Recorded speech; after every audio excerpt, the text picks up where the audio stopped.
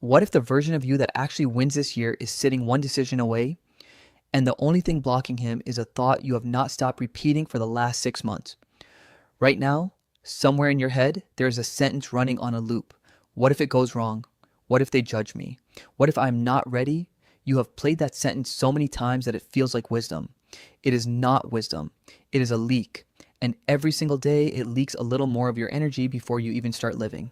Here is the part nobody tells you. Overthinking feels like working. It feels productive. Your brain is spinning. Your chest is tight. You are typing and deleting the same message 5 times, and it feels like effort. But effort that never turns into action is not effort. It is just friction. You are burning fuel while the car stays parked. Now picture the other version. Same person, same brain, same fears even. But this version makes the decision in minutes instead of weeks. He sends the message, he starts the business. He asks the question in the meeting instead of rehearsing it in the shower for the 10th time. Nothing about his life is easier. He just stopped paying the overthinking tax, and that tax is brutal. Psychologists have a name for it: analysis paralysis. The more options and outcomes your brain tries to simulate, the less capacity it has left to actually act. So the smartest, most careful people are often the ones who move the slowest, not because they lack ability, but because their own mind is the obstacle. So how do you actually stop it? Not with motivation, because motivation fades by lunchtime. You stop it with a rule. Give every decision a timer. 60 seconds for small decisions, 24 hours for the big ones. When the timer ends, you move. Not because you feel ready, but because waiting past that point is not gathering more information anymore. It is just fear wearing a disguise. Second thing, separate rehearsing from planning. Planning has an output, a date, a next step, a number. Rehearsing is just replaying the same worry with better lighting.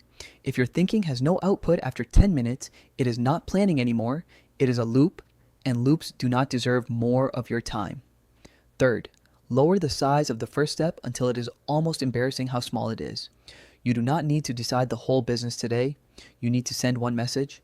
You do not need the perfect workout plan. You need 10 minutes today. Big decisions are terrifying. Tiny decisions are not. And tiny decisions compound into big ones faster than any overthought master plan ever will. Now, imagine that life. Fewer nights lying awake replaying conversations that already ended. Fewer opportunities missed because you were still deciding when someone else already acted. You show up as the person who moves, and people notice that before they notice anything else about you. That reputation, the one where people know you actually follow through, that is worth more than being the person with the most polished plan that never leaves the Notes app. That version of you is not a fantasy. He is not smarter than you. He is not luckier than you. He just stopped asking permission from a brain that was never going to say yes. The only difference between you and him is about 60 seconds of hesitation that you decide to stop paying. So here is your first move. Pick one thing you have been overthinking right now, today, and give yourself the next 10 minutes to act on it. Not perfect it, just act. If this helped you see it clearly, subscribe to ThinkRich, because the next video breaks down exactly how successful people make decisions under pressure, and you do not want to overthink whether to watch that one too.